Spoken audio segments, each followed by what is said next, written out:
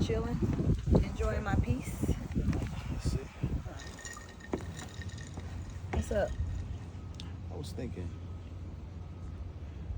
that an argument that you and Candace had has kind of been sitting on my head for a minute, and I can't help but wonder or think that you don't think you may have been a little high strung.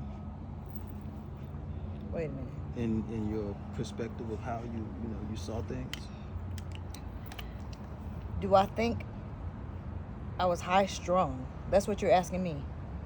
Well, yeah. I mean, you don't think that you may have gotten a little overboard with how you handled Candace?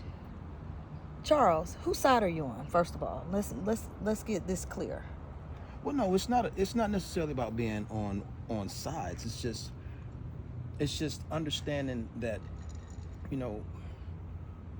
you're just how you came off on Candace in that particular time. You know what I'm saying? Because the thing about it is that she was standing up for the fact that you had this argument with Chase, and but that was not her business.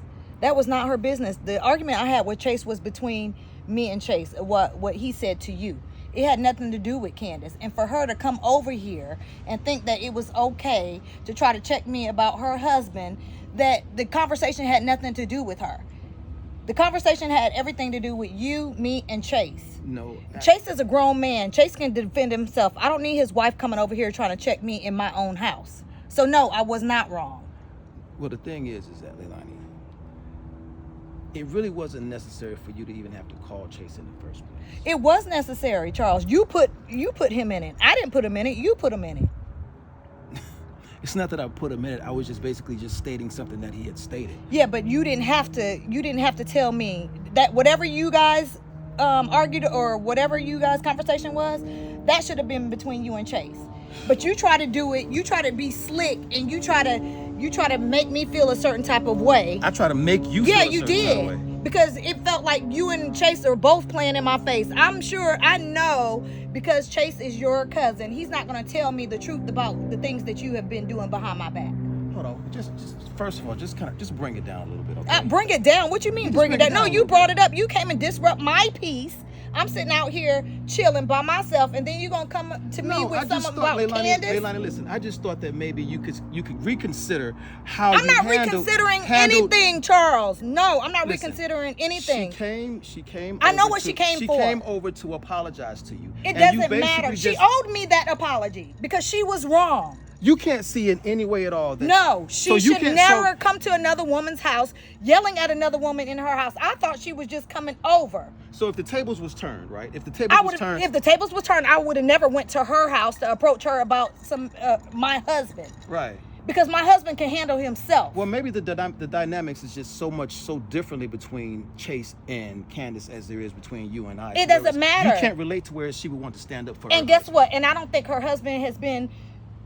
I think her husband probably has been honest with her about certain situations that I've been asking you for since the Salt Lake trip, and you still haven't come clean with me.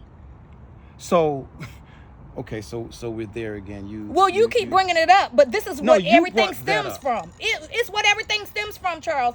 This is the reason why all our problems are now. So why is it that 1 minute you act like you forgive me, the next minute you don't? Why 1 minute you're cool with, the next minute you're just you this other person? I'm not another person. It's every time I think about certain things that you do, it makes me feel a certain way. And then when I feel that certain way, that's when it triggers it. You are very triggering. Oh, I'm triggering. You are. Okay. Well, since we're calling names now, you have a tendency. That was not a name. That was an action. Well, okay. But since we're doing that, you have a tendency to be very, very, very emasculating. And I can see how you say that, because Chase said the same thing, but Chase only knows what he sees or what you tell him. He doesn't know the backstory between you and I. He only knows what you tell him. So of course he's going to feel like that, and of course you feel like that. First of all, Charles, you're in my house, and you don't have yourself together. I'm helping you out. Wait a minute. So, Hold on, man. See, that's the part I'm talking about. That's what I'm talking about right there. okay, so what are you talking about? Let's talk about it. This is not the matter of whether or not I have my stuff together. No. No. We agreed on this situation here. Me coming into your space, us talking about it, making it our space, helping each other out. Why are you handling me as if I'm not holding down my part of the deal? You're not holding down your part of the deal. Have I ever been the late missing for rent? condoms is not holding down your part of the deal. Coming in here smelling like a woman is not holding your part of the deal. You know what? As a matter of fact, Charles, hold on, I got something for you.